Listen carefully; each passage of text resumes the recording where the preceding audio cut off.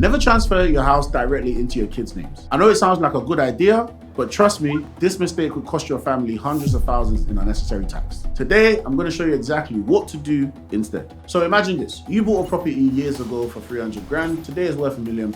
You think you're doing the right thing by transferring it to your kids early, but here's what most people don't realize. Your children will be responsible for paying the capital gains tax on that 700k increase if they decide to sell in the distant future. That's potentially hundreds of thousands in tax that could have been avoided with the right strategy. But before I show you the solution, make sure to subscribe and hit the notification bell because I release new videos every week about building and protecting generational wealth. So let me break down exactly why this is such a big problem. Number one, capital gains tax rates are 18% for basic tax rate payers and 28% for higher tax rate payers. So on a 700k gain, that could mean paying up to £196,000 in tax in total. And that's not even considering other implications like stamp duty, loss of control over the property, potential family disputes, and future care home fee complications. So what's the solution? Well, this is where trusts come in. Instead of directly transferring the property, what you'd want to do is put the property in a trust. Here's why this works so well. Number one, you maintain control of the property. Number two,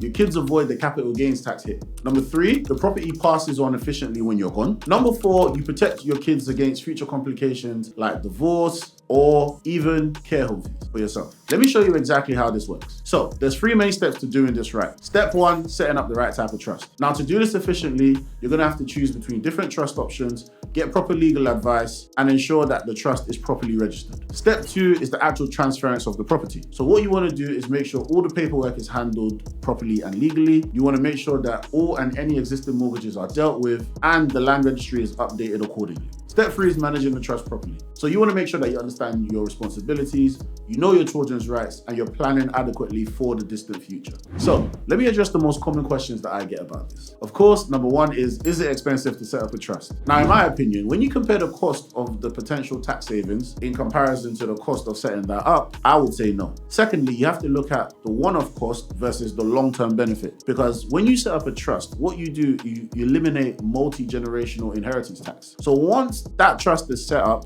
the next generation doesn't have to pay any inheritance tax on what they inherit. So let's say, for example, your granddad sets up a trust, your dad has to pay some sort of inheritance tax for whatever reason. When you, as the grandchild of your granddad, inherit from your dad, because your granddad set up that trust initially, there is no inheritance tax. So it cuts out the multi-generational inheritance tax versus every generation keeps paying inheritance tax in the absence of a trust. So that's why that's very useful. So even just for that alone, I think that's value for money. Now, depending on the complexity of your trust will determine how much it costs. So there's no one size fits all, it's just this price. It all depends on how complex your trust is, how much is, in your estate, etc. like that. So of course, please do see, a trusted solicitor on this and estate planner so that you can have it done properly. If you do want someone that can help you with this, I can definitely, put you in touch with my team to get this done for you. The next question I get is, how does this impact inheritance tax? So very quickly, you have the 7-year rule. Now, some people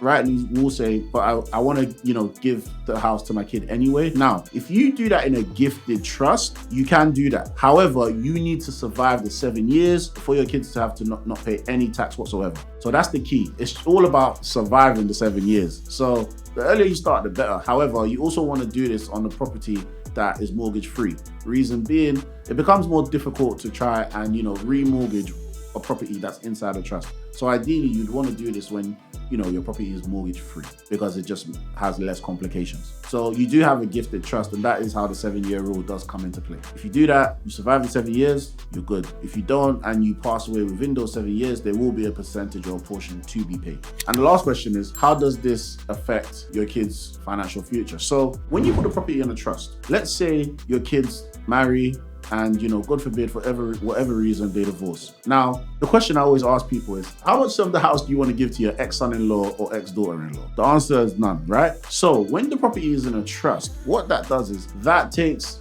that particular property off the table when they're talking about divorce settlements. Because essentially your child will be able to say, right, I don't own the property, the trust does, I owe the trust, blah, blah, blah. Therefore, it's not up for discussion. So that protects you and your kids and keeps the property within the family much longer and avoids things like that. The second thing that it helps with is care fees. If your property is in a trust, if you ever end up in care, which you hope that you don't, instead of your care fee bills being leveraged against your property, and then now the property that you've managed to get mortgage free ends up being borrowed, all the equity that you've stored up, you now have to borrow against that and then set up your next generation to start again. Instead of that happening, what that does is that protects your property from being leveraged against, and then your council will actually be able to cover your care fees. Now, where I live, care fees can be anywhere up to 1,500 a week. Now, imagine you've got a property that you've built up all this equity in, and then as a result of that, due to the value of your estate, this care home, it says, right, the council says, look, we're not going to pay for it, you have to pay for it. So now you probably have to go get a loan against that property to pay for your care fees. Now, if we're looking at 1,500 a week, very, very, very quickly, that's easily $6,000 a month, 72 grand a year. In the space of, just 5 years, you've already got a substantial debt that your kids will have to now pay on that. So it's very important to get this done to avoid those care fees. So let me break down a typical scenario to show you exactly how this works. Imagine a family home in London bought in 2000 for 300k, and it's now worth 800k today. That's an increase of 500 grand. Now let's look at two different scenarios. Scenario one is a direct transfer to the children. Now you're looking at a capital gains tax to be paid of 28%, assuming they sell, on that 500k. So that's 140k in taxes that need to be paid. Plus they lose control of the property because obviously they've sold it, and they might face future complications.